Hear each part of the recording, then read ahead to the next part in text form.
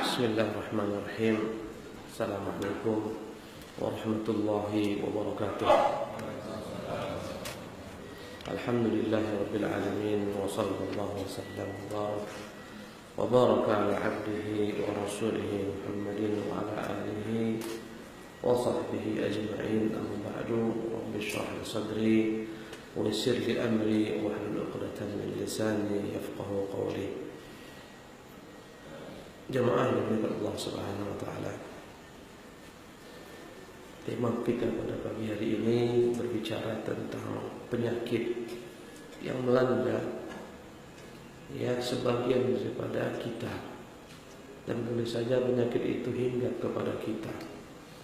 Karena penyakit dibagi dua, ada penyakit zahir, penyakit fisik, dan ini adalah rumah sakit untuk mengobati penyakit-penyakit fisik.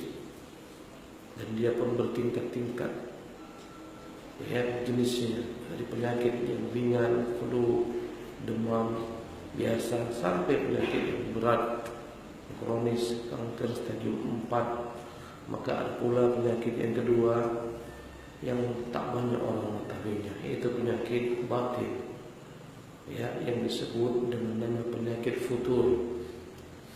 Futur secara bahasa makna adalah menjadi lemah setelah dia kuat. Itulah makna futur.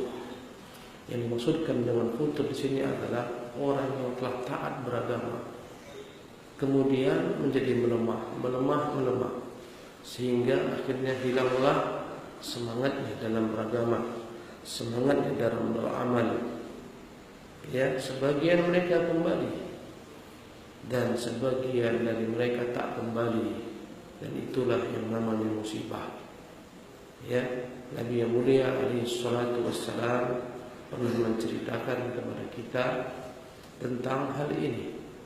Adanya orang-orang yang baik ujungnya jelek, atau sebaliknya ada orang-orang yang jelek berujung baik. Berkata Rasulullah sallallahu alaihi wasallam, "Wa innar rajula la ya'malu bi'amali ahli jannah."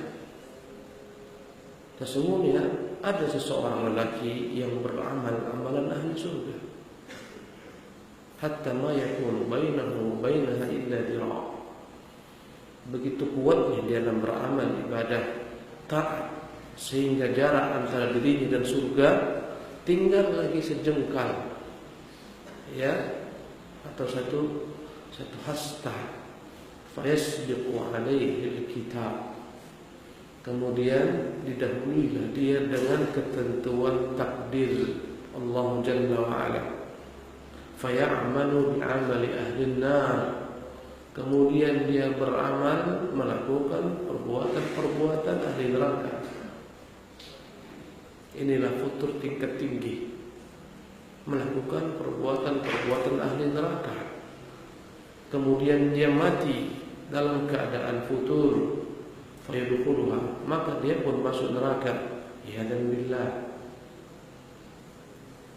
Sebaliknya kata Nabi, wa innar rajula la ya'malu bi'amali ahli an-nar, dan sungguh ada orang-orang yang dia berbuat, berlaku, beramal amalan ahli neraka, hatta ma yakunu bainahu wa bainaha illa dira', sehingga jarak antara dirinya dengan neraka itu begitu dekatnya, hanya satu hasta saja.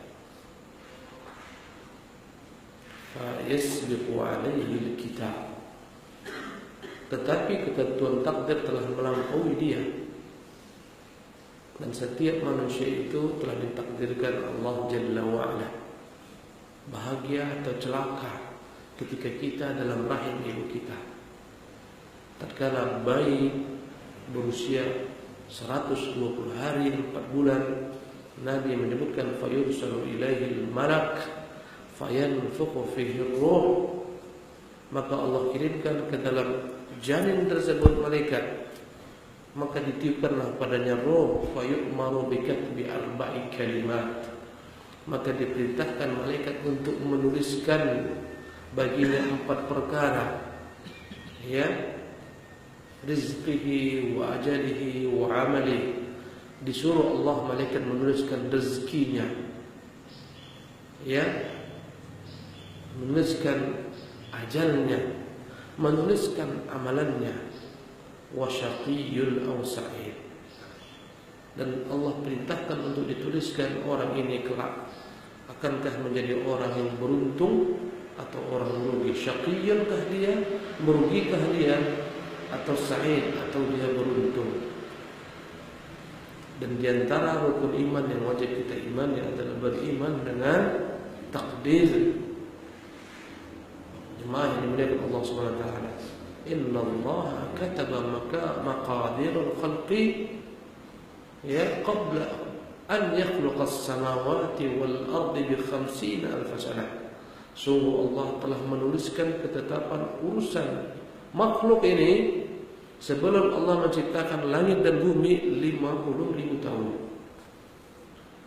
Dan ini menunjukkan bahwasanya semuanya itu terjadi dengan takdir, dan ilmu takdir hanya Allah Subhanahu wa taala yang mengetahuinya.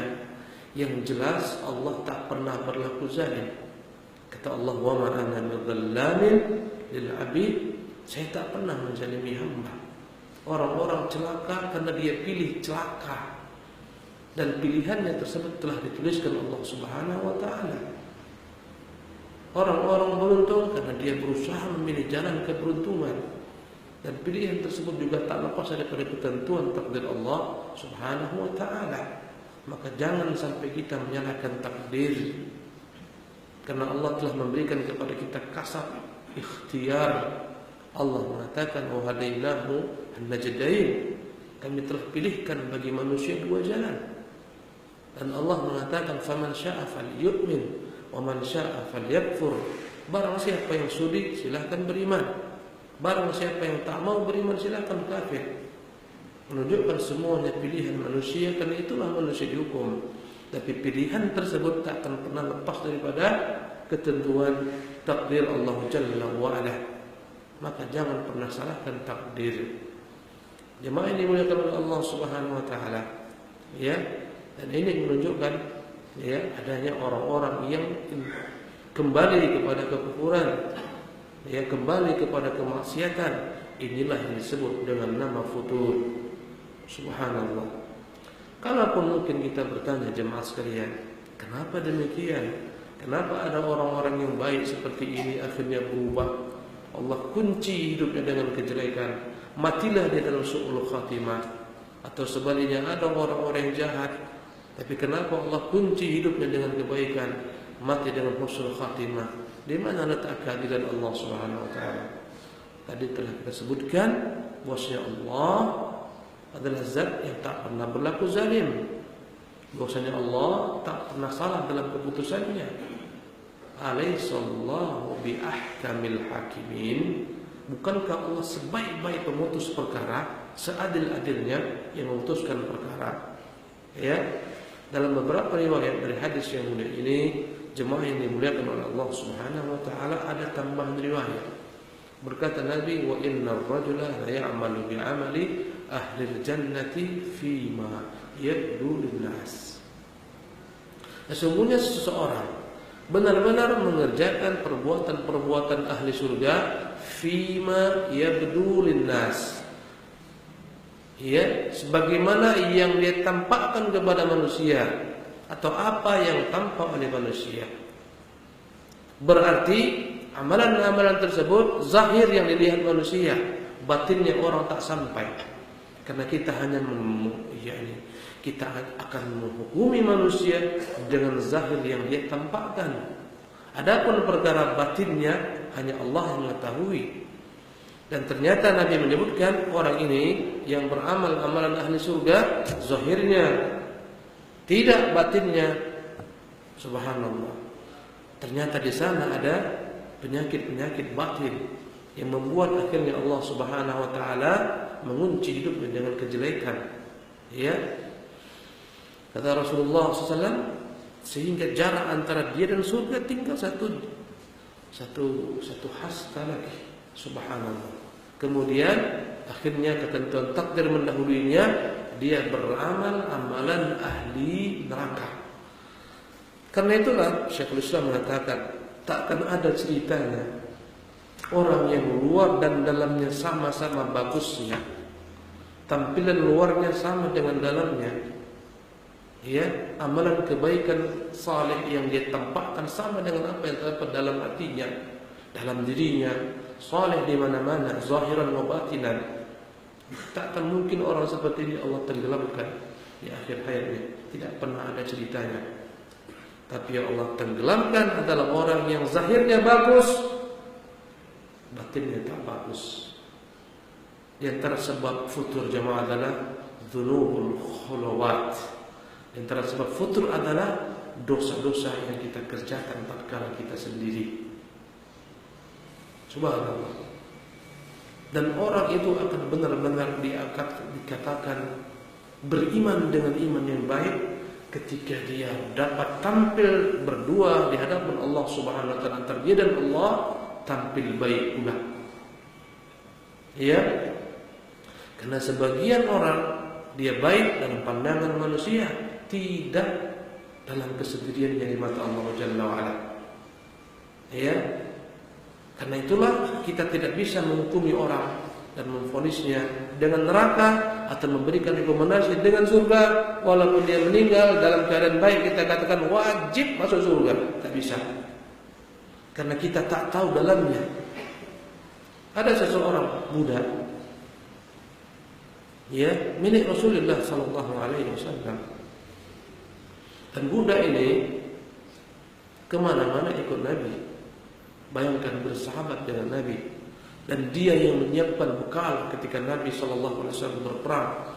Ya, dia naikkan ke atas unta Nabi, barang-barang dia turunkan. Ya, dia mengurusi unta Nabi yang mulia Sallallahu Alaihi Wasallam.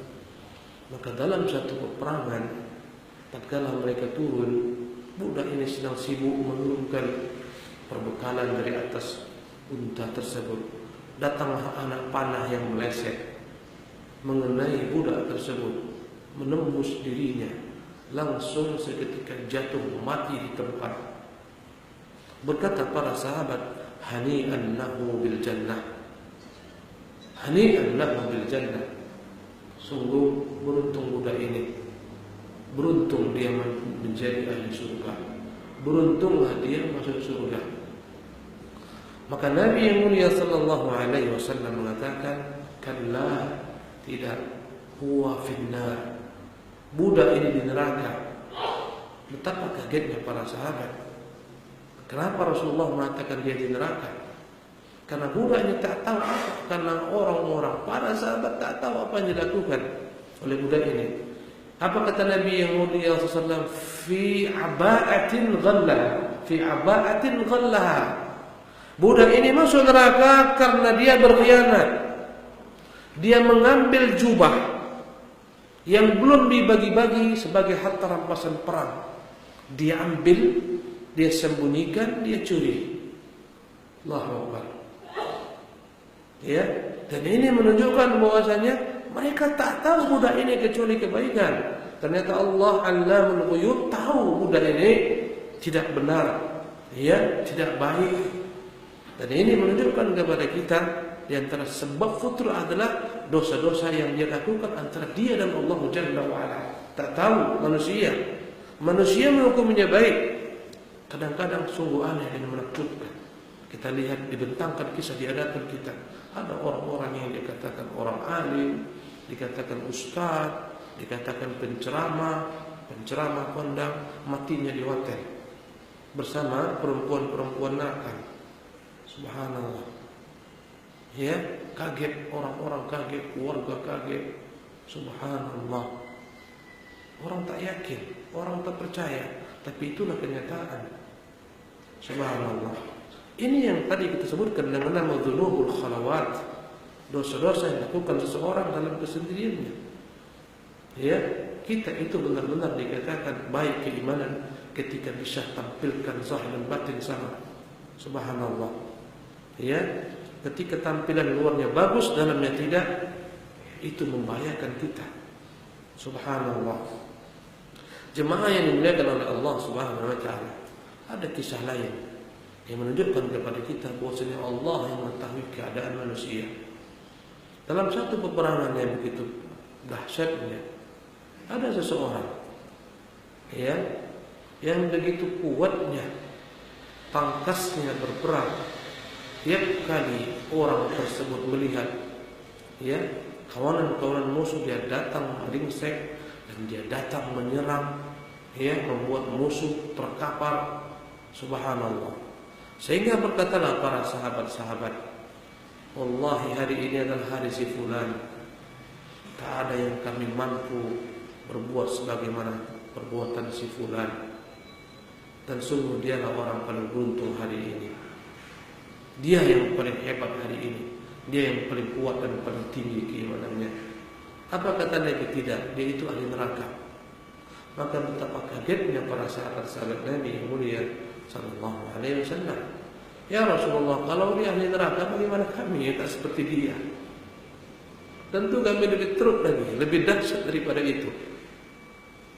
Akhirnya jemaah ini dimuliakan oleh Allah Subhanahu wa taala, ada seorang sahabat yang dia mengikuti orang ini kemana-mana, ya, dari jarak jauh diperhatikannya. Kenapa dia katakan Nabi orang yang ahli neraka? Subhanallah. Ya, ternyata jemaah yang dimuliakan oleh Allah Subhanahu wa taala, orang ini ya begitu nekatnya dalam berperang sehingga akhirnya musuh-musuh mengerumuninya, mengeroyoknya, dan dia terluka parah. Tak kuat menahan luka, akhirnya dia ambil ujung pedangnya, kemudian dia masukkan ke dalam perutnya, tembus sampai ke belakang. Matilah dia dalam keadaan bunuh diri. Pulanglah sahabat tersebut berkata, ya Rasulullah, sadaqta, engkau benar. Maka Nabi bertanya, apa yang kau katakan benar? Sungguh orang itu kulihat mati bunuh diri. Subhanallah. Jemaah yang dimuliakan oleh Allah Subhanahu wa taala, boleh saja ada orang tampilannya biasa-biasa, ya, tapi dalamnya begitu baiknya, begitu indahnya. Subhanallah. Ya, ada seorang laki-laki Ansar. Setiap kali Nabi SAW dalam majlis, berkata Nabi, masuk dari pintu ini seorang laki-laki ahli surga. Maka para sahabat menunggu-nunggu siapakah yang datang tersebut. Ternyata jemaah sekalian yang datang adalah seorang laki-laki Ansar, laki-laki biasa, bahkan tak disebutkan namanya, menunjukkan dia bukan orang terkenal, bukan sekali Abu Bakar dan Umar, Utsman dan Ali, Talha dan Zubair, tak disebutkan namanya, tak dikenal. Berapa banyak orang-orang seperti ini tak dikenal manusia, dikenal oleh Allah Jalla wa Ala. Subhanallah. Masuklah dia, terlihat bekas air wudhu menetes dari dirinya. Dia tenteng, dia jinjing sendalnya. Subhanallah. Ya, kagum para sahabat. Beberapa hari ke depan, kemudian Nabi kembali mengatakan akan masuk dari tempat ini seorang laki-laki ahli surga. Ternyata muncul pemuda itu kembali. Sehingga ada salah seorang sahabat yang dia ingin dalam kebaikan, ingin tahu apa kuncinya, apa rahasianya. Dan para sahabat mereka semua berlomba-lomba dalam kebaikan. Tidak sebagaimana kita yang berlomba-lomba dalam dunia, mereka berlomba-lomba dalam akhirat. Tak mau mereka kalah dalam bab akhirat. Lihatlah bagaimana ya perilaku orang-orang miskin yang datang kepada Nabi mengeluh, ya Rasulullah, dhahaba ahlud duthuri bil ujur. Orang-orang kaya ya Rasulullah pulang ke negeri akhirat membawa banyak ganjaran pahala. Ya, yusalluna kama nusalli wa yasumuna kama nasum wa yatasaddaquna bi fuduli amwalihim wa la natasaddaq. Ya Rasulullah, mereka salat sebagaimana kami, mereka berpuasa sebagaimana kami, tapi mereka bersedekah dengan kelebihan harta mereka yang tak mampu kami lakukan. Subhanallah. Inilah kecemburuan dalam bab akhirat, sebagaimana kita cemburu dalam bab dunia. Ya, dalam bab akhirat Kita biasanya tak cemburu-cemburu kali. Andai kata ada sop kosong, tolak-tolakan, maju dulu, maju Pak, sop kosong. Padahal wallahi subhanallah. Kalau andai kata dalam bentuk uang ditampakkan, semua orang akan berebut pada saf pertama. Ya. Semua orang berebut akan mendatangi salat subuh dan salat asar. Kata Nabi, "Lau ya'lamuna ma fi ima la atauhuma walau habwan." Kalau Allah mereka tahu keutamaan salat dua salat ini, mereka datang meski merangkak. Subhanallah. Kalau dikatakan saf pertama, ya, akan diberikan setiap orang 100 juta. Saf kedua, ya, 50 juta. Kira-kira antum pilih saf mana? Dalam bentuk uang diberi nih cash. Mana antum pilih? Saf pertama, mungkin tak salat subuh kita. Berantem semua saf pertama. Subhanallah. Karena dunia. Sementara ini perkara akhirat. Melihatnya dengan iman. Subhanallah. Begitulah para sahabat. Maka berkatalah Abdullah bin Amr bin As, dia dekati laki-laki ini. Wahai fulan, saya ada masalah dengan ayah saya, Amr bin As. Dia anaknya Abdullah, putranya Abdullah. Kalau sudi kau izinkan, ya bolehlah saya malam hari ini, ya, menginap di rumahmu. Saya lagi tidak enak dengan orang tua saya ini. Kata dia, kalau itu keadaannya, datanglah ke rumahku, menginaplah. Maka menginaplah Abdullah bin Amr bin As di rumah laki-laki Ansar tersebut. Sepanjang malam Abdullah tidak tidur. Dia ingin tahu apa amalan orang ini sehingga Nabi mengatakan dia ahli surga. Ya, Amr bin As berpura-pura tidur. Dia pantau gerak-geri orang ini, tak ada yang berubah, tetap tidur. Ngorok lagi. Balik kanan, balik kiri, mengerang, dia bertasbih, dia berzikir, tak ada bangun malam. Subhanallah. Ditunggu, mungkin di akhir malam ini bangunnya ini. Sampai waktu subuh. Sebelum subuh barulah dia bangun sebentar. Subhanallah. Akhirnya berkata Abdullah bin Amr bin As, tak ada istimewa kulihat. Subhanallah.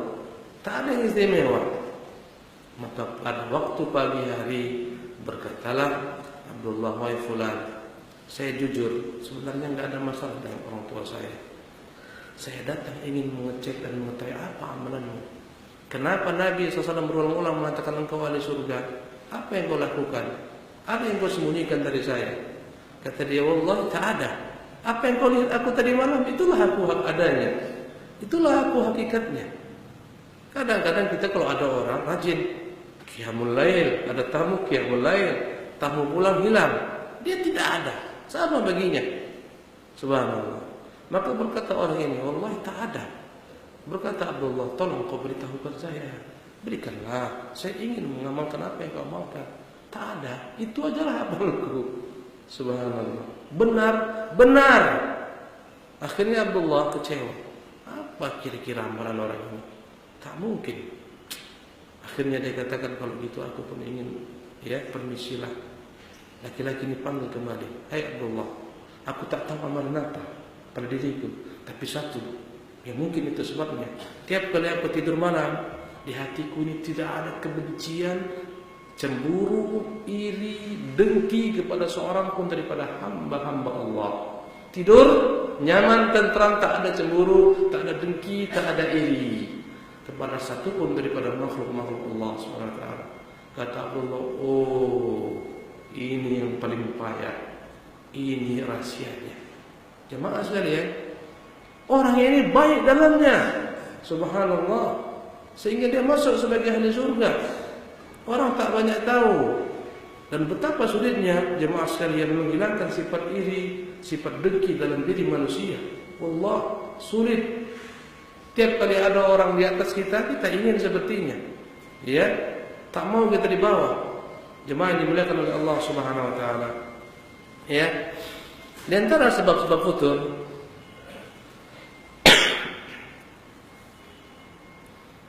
yaitu adalah, ya, tidak konsekuen dengan amal ibadah.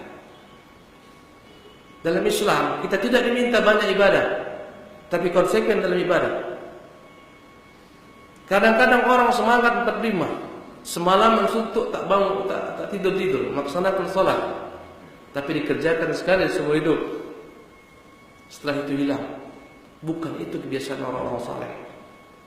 Di antara sebab futur adalah tidak konsekuen dengan amal ibadah. Kenapa?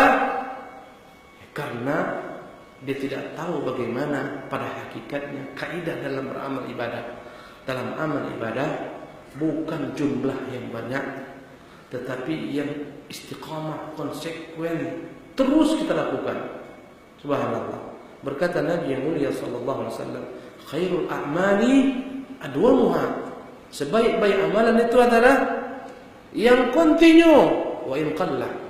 Daripada kita salat satu malaman sampai berbilang-bilang rakaatnya, tapi cuma sekali kita kerjakan atau sesekali, wallahi lebih baik kita salat malam tiap hari 3 rakaat, bahkan 1 rakaat tapi konsekuen. Subhanallah. Ada salah seorang yang dia mencibir Muawiyah. Dia berkata kepada Abdullah bin Abbas, "Apa Muawiyah? Witir cuma 1 rakaat." Apa kata Abdullah? Jangan kau cela dia, li'annahu huwa al-faqih. Itu orang-orang berilmu. Subhanallah. Jemaah ini dimuliakan oleh Allah Subhanahu wa taala. Dalam agama ini kita tak butuh semangat yang meledak-ledak setelah itu hilang, tenggelam, tak ada. Subhanallah. Dan biasanya hal ini dapat terjadi semangat yang berlebihan karena semangat tak sesuai dengan ilmu. Semangatnya melampaui ilmunya. Allahu Akbar. Andai kata ada 2 orang, yang satu sholat malam tiap malam 1 rakaat, dia bangun jam 4, kemudian dia qiyamul lail. Andai kata sempat 3 rakaat, sempat 5 rakaat, sempat 7 rakaat, tak sempat 3, tak sempat 1 rakaat, tapi tiap malam dilakukan, itu lebih baik ya daripada orang yang tak dapat istiqamah menjaga amal ibadah. Subhanallah. Karena jemaah sekalian, ya, terkadang orang-orang itu berlebih-lebihan dalam beribadah. Kalau anda perhatikan, bahkan Imam menyebutkan dalam kitabnya Riyadhus Shalihin, babul iqtisadi fil ibadah, bab berhemat dalam ibadah. Bukan hanya dalam uang berhemat. Makna berhemat adalah ideal, tak berlebih-lebihan. Ini menjadi sebab futur. Datang 3 orang sahabat Nabi yang mulia sallallahu alaihi wasallam menemui istri-istri Nabi. Mereka bertanya tentang ibadah Nabi yang mulia sallallahu alaihi wasallam. Kata istri-istri Nabi, inilah ibadah Nabi sallallahu alaihi wasallam. Kata mereka, oh, ibadah Nabi sedikit. Wajar ibadah Nabi sedikit, karena dia Nabi, makhluk yang Allah pilih. Allah telah ampunkan semua dosa-dosa yang silam yang akan datang. Kalau kita ingin meniru Nabi, kita wajib lebih banyak beramal ibadah daripada Nabi yang mulia sallallahu alaihi wasallam. Maka berkata yang satu, saya berjanji tidak akan tidur semalaman, saya mau qiyamul lail. Maka yang kedua berkata, saya janji tak akan pernah selama-lamanya di siang hari berbuka, saya puasa tiap hari. Ya, ini berjanji tak tidur malam, qiyamul lail. Qiyamul lail itu bukan maksiat pada hakikatnya, itu taat.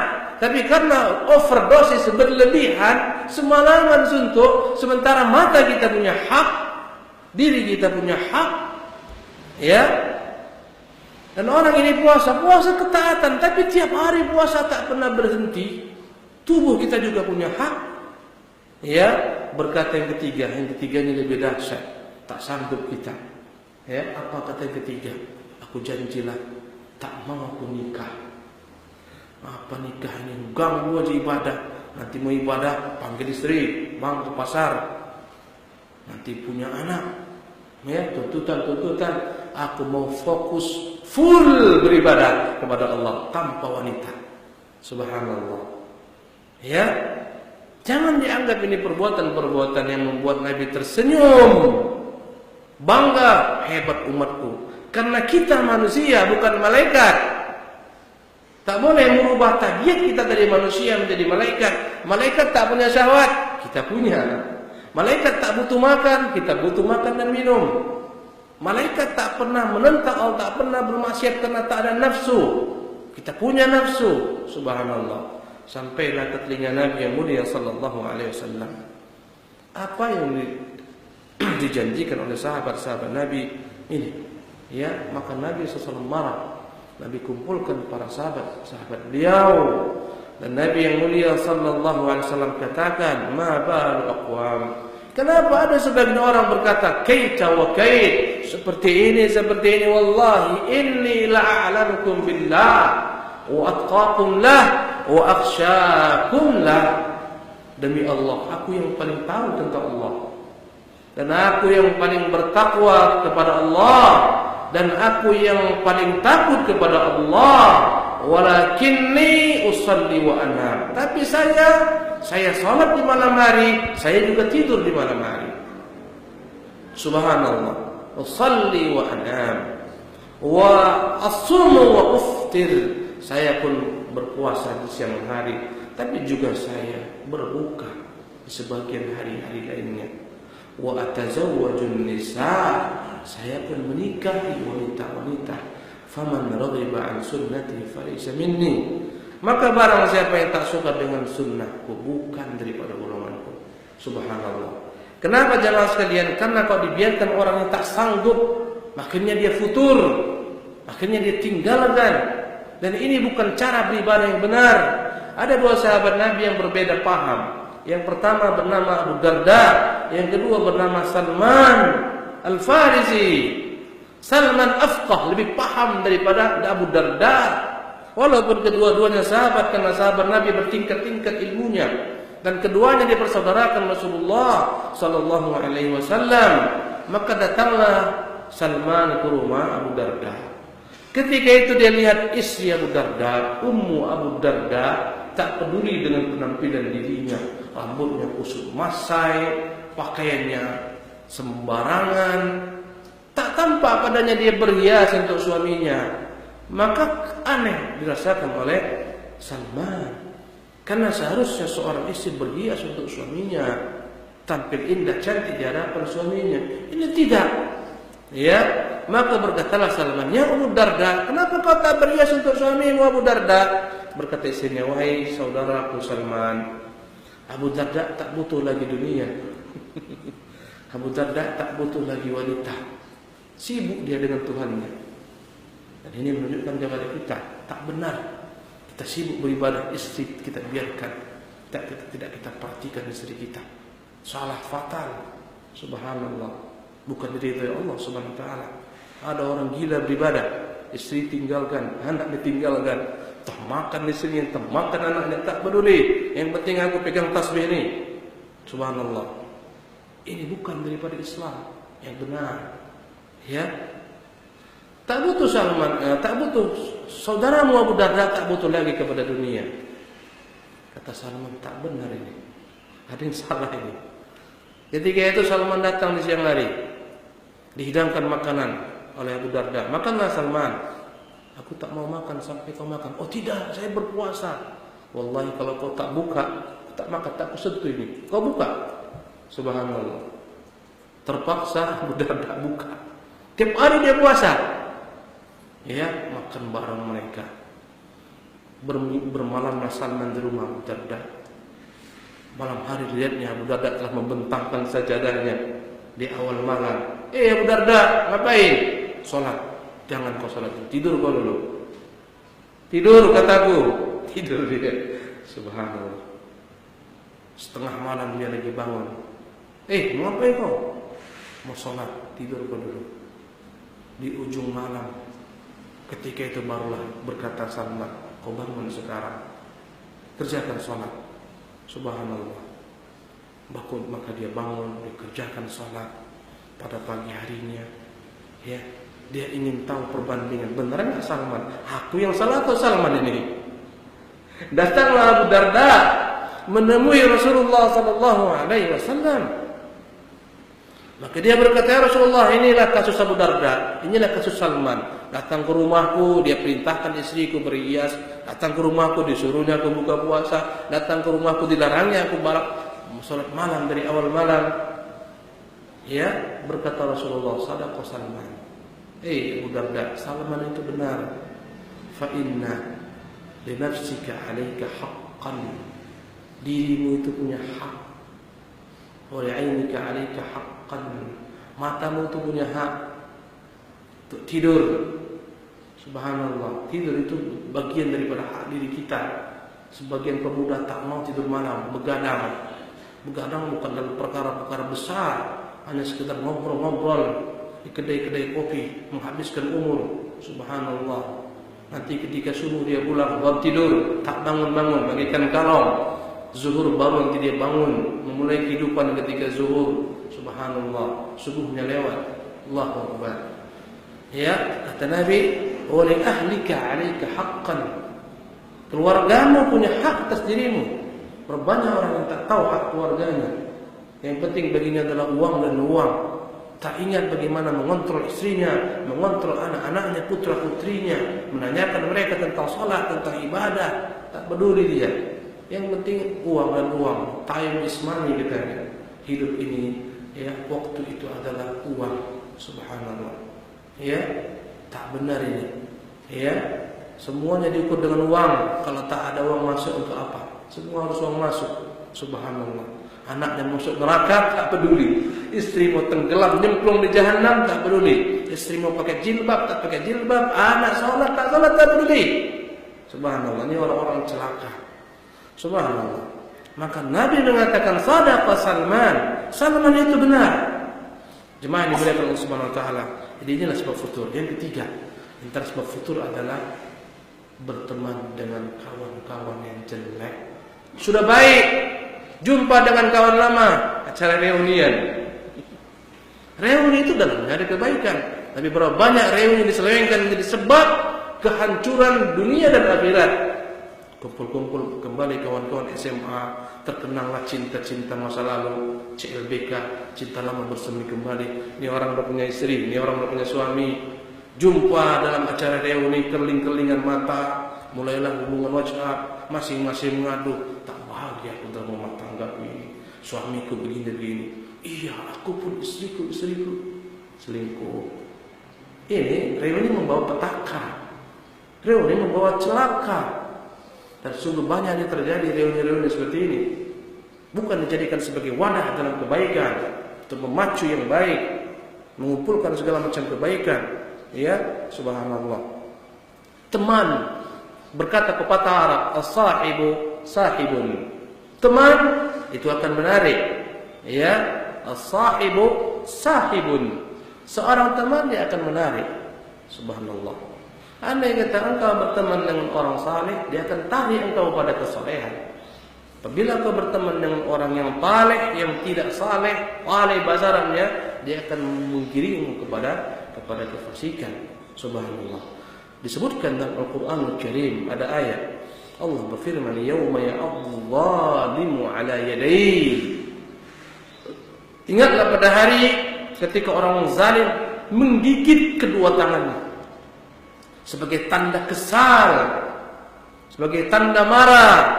Yaqulu ya laitani ittakhadtu ma'ar rasuli sabila. Aduhai, kenapa dahulu aku tidak ikut jalan Rasul? Ya laitani lam attakhid fulanan khalila. Aduhai, kenapa dahulu kala aku jadikan si fulan sebagai kawan dekatku, sebagai sahib kentalku. Laqad adallani 'ani dzikri ba'da ijja'ani. Sungguh temanku tersebut telah membuat aku tersesat setelah aku mendapat petunjuk. Allahu Akbar. Hati-hati dengan teman. Subhanallah. Disebutkan sebab ayat ini turun. Ada seseorang, ya, orang ini telah berbicara tentang Islam di awal keislaman di kota Mekah, dan dia tertarik dengan sosok Nabi yang mulia sallallahu alaihi wasallam. Ya. Maka dia berkata, "Ya Muhammad, datanglah ke rumahku, aku jamu dirimu." Karena Nabi akhlaknya mempesona. Nabi itu dicintai orang seluruh manusia. Orang kafir pun mencintai Nabi. Akhlaknya, budi pekertinya, kebaikannya, amanahnya, semua, bahkan musuhnya mencintai dia. Subhanallah. Mereka musuh dengan Nabi bukan karena karakter Nabi, tapi agama yang dibawa. menyelisih agama nenek moyang mereka. Ya, Nabi pun datang. Berkata orang ini, Muhammad, silahkan makan. Ya, inilah hidangan untukmu. Aku memuliakan engkau. Aku senang denganmu. Kata Nabi, wallah aku tak sentuh ini makanan sampai kau ucapkan syahadat. Kau akui aku sebagai utusan Allah. Kau akui Allah Tuhan yang berhak disembah semata, tiada Tuhan selainnya. Akhirnya dia pun berkata, kalau itu maumu tak apa aku katakan. Seketika dia mengucapkan kata-kata Islam, asyhadu an la ilaha illallah wa asyhadu anna Muhammadan Rasulullah. Nabi makan, tersebar keislamannya. Dengar dengan seorang kawannya. Ya, kawannya berkata, kurang ajar si fulan ini. Sekarang dia ikut agama Muhammad, demi Allah kalau jumpa nanti awas. Dan mereka berteman begitu akrabnya. Jumpalah mereka.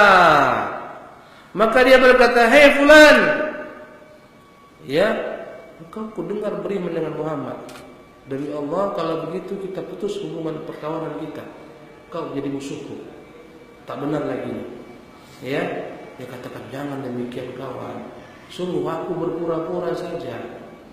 Kata dia, kalau kau benar ucapanmu, kau ludahi Muhammad. Kau kembali kepada agama nenek moyang kita. Kau katakan kepadanya. Subhanallah. Akhirnya dia murtad. Ya, keinginan yang dari Nabi SAW dihalangi Allah SWT. Dan dia terbunuh dalam satu peperangan.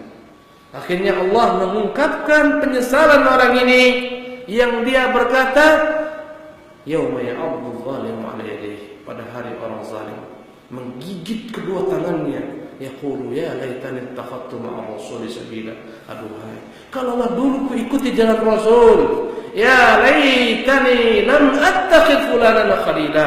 Aduhai, kalaulah saja aku tak mengambil si fulan sebagai kekasihku, kawan dekatku. Laqad adallani 'ani dzikri, sungguh dia telah sesatkan aku. Allahu Akbar. Maka jemaah yang dimuliakan oleh Allah Subhanahu wa taala, kalau kita mau dapat istiqamah, senantiasa carilah teman-teman yang baik, teman-teman yang ikhlas dalam bergaul dengan kita. Dia bergaul karena Allah Subhanahu wa taala, mencintai kita karena Allah Subhanahu wa taala. Subhanallah. Jemaah yang dimuliakan oleh Allah Subhanahu wa taala, ya, di antara sebab futur dalam beragama adalah, ya, cinta kepada dunia yang berlebihan. Ya, Allah mengatakan dalam Al-Quran, wa tuhibbunal mala hubban jamma. Kalian terlampau mencintai harta dunia ini, kecintaan yang berlebihan. Subhanallah. Kenapa orang meninggalkan ketaatan kepada Allah? Karena dunia di mata lebih besar. Wallahi, yang dia kata di kemandangan azan Jumat, masih lebih banyak jumlah orang di mal-mal, di pasar-pasar, di jalan-jalan dibandingkan orang di masjid-masjid. Mungkin negeri Aceh tidak seperti itu, ya, tapi negeri-negeri yang lain di luar ini, subhanallah, Jumat masih lebih banyak orang berbelanja di pusat-pusat perbelanjaan, di mal-mal, plaza-plaza. Padahal yang menyeru mereka Allah, idza nudiya lis-salati min yaumil jum'ati fas'au ila dzikrillah. Jika telah diseru akan datang untuk melaksanakan salat Jumat, bersegeralah, bergegaslah untuk mengingat Allah Subhanahu wa taala. Wa dzarul bai', tinggalkan jual beli. Subhanallah. Akhirnya galau. Dan galau itu akan menjadi penghalang orang untuk istiqamah dalam beramal ibadah. Dan galau yang paling parah adalah galau karena dunia. Subhanallah. Ya, jemaah yang dimuliakan oleh Allah Subhanahu wa taala, Allah tabaraka telah jadikan dunia ini sebagai penyebab kotornya hati, sehingga orang tak dapat istiqamah dalam beribadah. Berkata Nabi yang mulia sallallahu alaihi wasallam, man kanatid dunya hammahu farraqallahu alaihi amrahu waja'ala faqrahu baina 'ainayhi wa lam ya'tihi minad dunya illa ma kutiba lah. Barang siapa yang tujuan hidupnya hanyalah dunia, ya, farraqallahu alaihi amrah. Allah akan pecah belah, cerai beraikan segala macam urusannya. Wa ja'ala faqrahu baina 'ainaihi. Allah senantiasa buat dia merasa miskin, fakir. Allah benamkan kefakiran di antara kedua pelupuk matanya. Boleh jadi Anda lihat dia kaya raya, tapi itu bukan kekayaan hakiki. Hatinya gersang, hatinya galau. Berapa banyak orang-orang kaya yang tak nyenyak tidur, sulit tidur, stres dengan kekayaannya, banyak. Subhanallah, ini penyebab kegalauan, membuat orang tidak lagi istiqamah. Subhanallah. Jemaah ini dimuliakan oleh Allah Subhanahu wa ta'ala. Dunia ini sangat membahayakan. Ya, dikatakan para ulama, dunia ini, subhanallah, menikmati dunia ini bagikan orang yang tahu tentang ular. Ular itu dalamnya ada penawar dan dalamnya ada bisa. Dunia ini bagikan ular. Jika kau paham, sungguh ular-ular itu akan menjadi penawar bagi penyakit. Subhanallah. Ya, kita lihat di negara-negara tertentu, negara-negara maju, mereka memperbanyak ular kobra, mereka pelihara.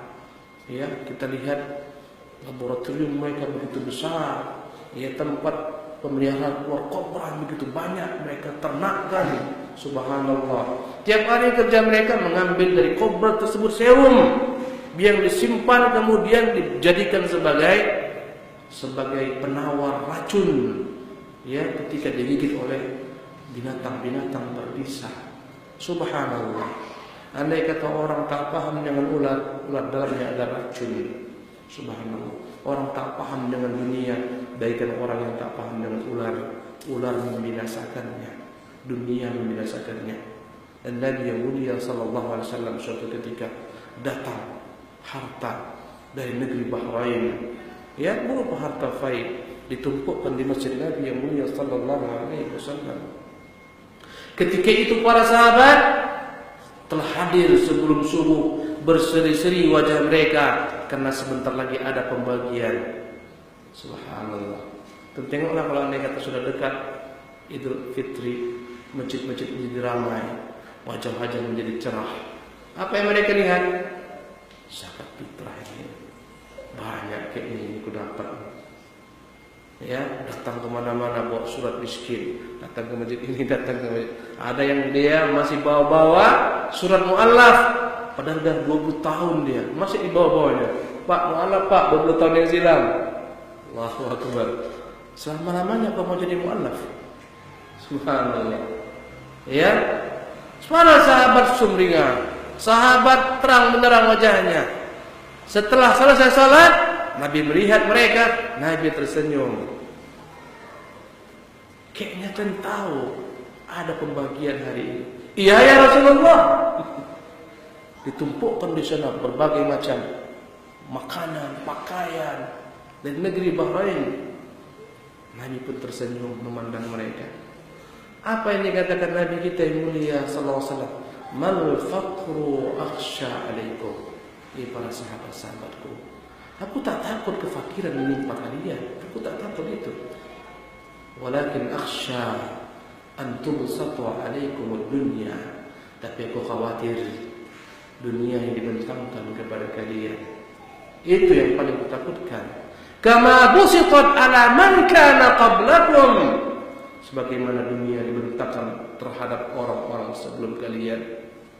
Ya, fatanafasuha kama tanafasuha, fatatanafasuha kama tanafasuha. Akhirnya kalian berlomba-lomba mengejarnya sebagaimana mereka dahulu kala berlomba-lomba mengejarnya. Ya, fatuhlikuhum kama ahlakatkum. Maka dunia itu membinasakan mereka, dunia ini pula akan membinasakan kalian. Subhanallah. Jemaah yang dimuliakan oleh Allah Subhanahu wa taala. Dunia adalah sebab malapetaka. Ya. Orang itu tak tahu bahwasanya kaya itu bukan dengan banyaknya apa yang kita miliki daripada harta dunia ini. Ya. Al-Imam Ibnu Qayyim rahimahullah membagi kaya menjadi dua bagian. Ada yang namanya ghinan safil, kaya tingkat rendah. Yang kedua ghinan alim, kaya tingkat tinggi. Jemaah sekalian, kaya tingkat rendah itulah yang dimiliki oleh Qarun. Itu kaya tingkat rendah, yang mana Allah berikan kepada siapa yang Allah Subhanahu wa taala kehendaki, tak pandang dulu. Diberikan kepada orang kafir, diberikan kepada orang mukmin, diberikan kepada munafik, diberikan kepada fasik. Ini kaya tingkat rendah, tak ada apa-apanya. Bahkan menjadi sebab orang bisa saja yakni terbenam dalam neraka jahanam semakin dalam dengan kekayaannya. Bukan ini disebut dengan nama kaya. Subhanallah. Maka Allah mencela Qarun. Ya, ada penguasa-penguasa yang kaya raya, Allah mencela Fir'aun. Yang kedua, ini kekayaan yang hakiki, namanya ghinan alim, kekayaan tingkat tinggi. Dibagi ulang menjadi dua bagian. Pertama adalah ghina, dibagi ulang menjadi tiga bagian. Pertama adalah ya ghina an-nafs, kaya diri. Subhanallah. Ya, kaya dirinya. Apa yang ada baginya cukup, qanaah. Sehingga tak terlahir daripada sifat cemburu, iri, melihat orang lebih daripadanya dari hal dunia. Subhanallah. Ya, andai kata tak memiliki benda yang banyak, mobilnya sekedar, motornya sekedar, rumahnya sekedar, tapi dia anggap dia orang paling bahagia. Karena banyak orang-orang kaya melirik kepada yang lebih kaya daripadanya, stres dia. Mobilnya 1M, dilihat orang lain, ya Allah, itu 2M loh. Hilang ketika itu kebahagiaannya. Orang ini apa yang ada padanya, dia nikmati. Ya, namanya adalah ghina al-qalb. Yang pertama namanya ghina al-qalb, kekayaan hati. Yang kedua lebih tinggi daripada itu adalah ghina nafs, kekayaan diri. Kalau kekayaan hati, dia merasa cukup dengan apa yang ada padanya. Kekayaan diri, tak ada pun dia merasa ada. Subhanallah. Ketika tak ada, dia tak peduli dengan ketiadaannya. Subhanallah. Dan kekayaan hati inilah, kekayaan diri ini yang dimiliki oleh para ahli ulama, alim ulama, yang kadang-kadang mereka bahagia dalam penjara. Syekhul Islam di penjara oleh raja yang zalim, dia bahagia dalam penjara. Subhanallah. Lebih bahagia daripada orang-orang kaya dalam istananya. Subhanallah. Kata muridnya Ibnu Qayyim, aku tak melihat pada guruku banyaknya harta benda, tidak. Tapi wallah, aku melihat dia orang yang paling bahagia dalam hidupku. Kulihat dia lah orang yang paling bahagia. Subhanallah. Karena dia punya kekayaan yang lebih dahsyat. Lihat Nabi SAW ketika perang Hunain, begitu banyak harta benda dimiliki Nabi, dibagi-bagikannya kepada orang-orang Quraisy, kepada pembesar-pembesar Arab. Sehingga mereka berkata, berimanlah kalian kepada Muhammad. Muhammad kalau beri tak tanggung-tanggung. Allahu Akbar. Ya, Nabi SAW mengikat perutnya ketika kelaparan Sallallahu Alaihi Wasallam. Tapi Nabi bukan orang miskin. Kalau andai kata dia mau gunung Uhud menjadi emas, menjadi emas. Allahu Akbar. Dan yang paling tinggi jemaah sekalian, ini yang paling tinggi, al-ghina billah. Dia merasa kaya ketika dia bersama Allah, Tuhan yang Maha Kaya, pemilik segalanya. Aku tak punya apa-apa, tapi Tuhan Gua Maha Kaya. Ini dimiliki para nabi, ini dimiliki oleh orang-orang saleh. Sulaiman tak ada apa-apa baginya hartanya. Ketika sholat asar dia lalai, sehingga hampir tenggelam matahari. Kenapa Sulaiman lalai? Dia lihat kuda-kuda perang yang begitu banyak, dia pun terlalaikan dengan kuda-kuda perangnya. Kata Allah, akhirnya Sulaiman berkata, rudduha alayya fatafiqa mashan bis-suqi wal anaq. Kembalikan semua pedang, semua kuda-kuda itu, dia sembelih semua kuda-kudanya. Ini yang membuatku lalai. Sulaiman kaya raya, tapi dia tak merasa hebat dengan kekayaannya, karena bukan itu yang dia rasa nikmat.